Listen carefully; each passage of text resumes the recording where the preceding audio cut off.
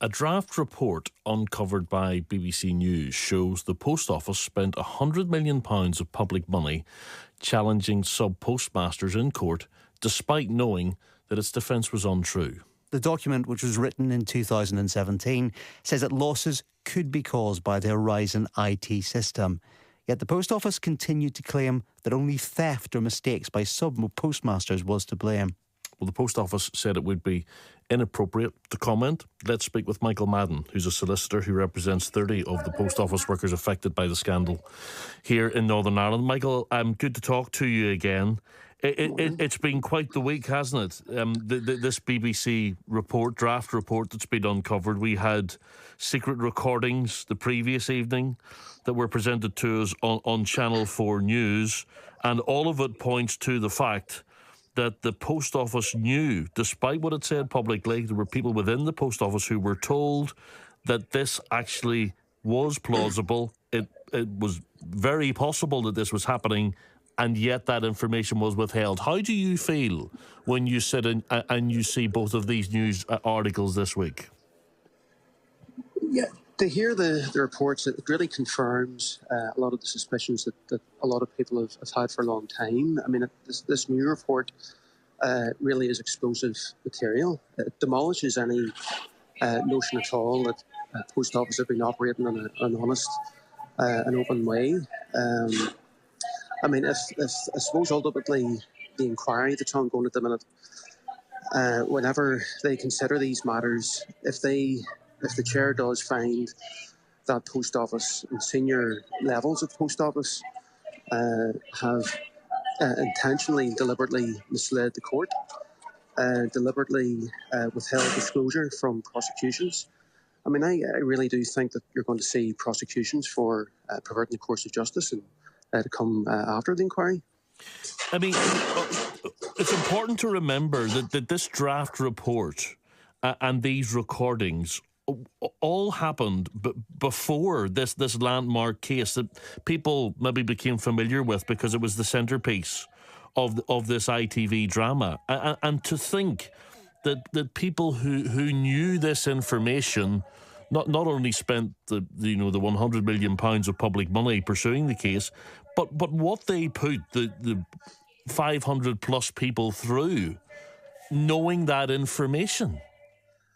It really does add fuel to the suspicion that Post Office really did take a decision to defend the reputation of the Post Office at whatever cost, even if that meant the lives of thousands of sub-postmasters. That really is the bottom line. And there's so many parts of this, Michael, but something that struck me was that there was a filed defence document as part of the case in July 2017, and it included some of the key findings from this draft report that's been uncovered by the BBC, but many of the important elements were omitted. So it would suggest that somewhere along the line a deliberate decision was taken to be so selective. Surely, I think that's a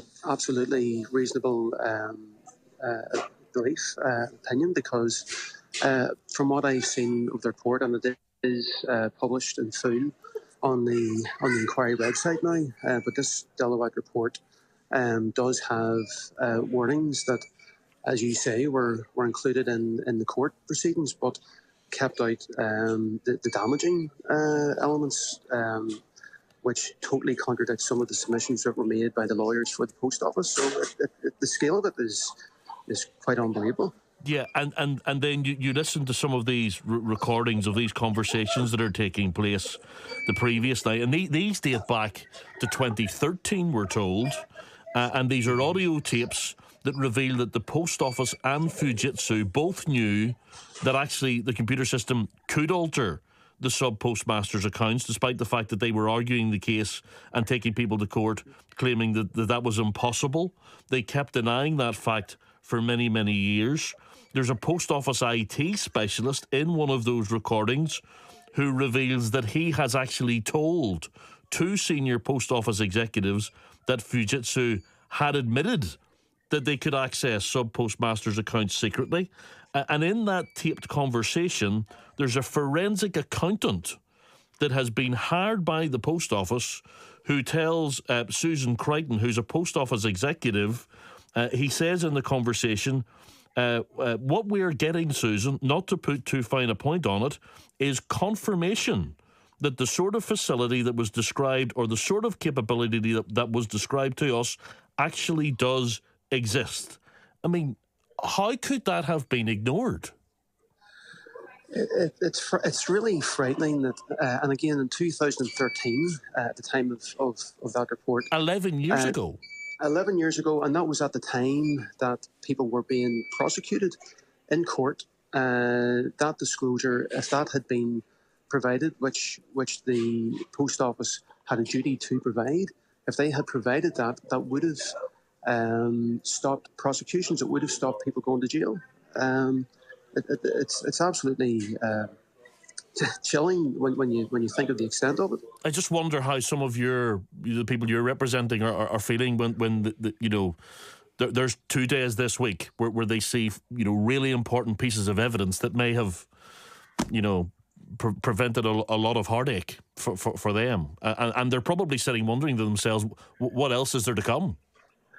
Well, it just seems as the weeks go by, just more and more comes out, and I don't think we've got to the bottom of it yet. And as far as the clients are concerned, it just really reaffirms what they believed for a long time. Yeah. Michael, listen, we appreciate you. I know you're busy today. I appreciate you taking time for us. We'll let you go. Thanks for that. That's Michael Madden, who's a solicitor who represents 30 of the post office workers affected by the scandal here in Northern Ireland. Should say as well, there's much more of this online, just the background details of that investigation that BBC News conducted. You'll find it at bbc.co.uk/news.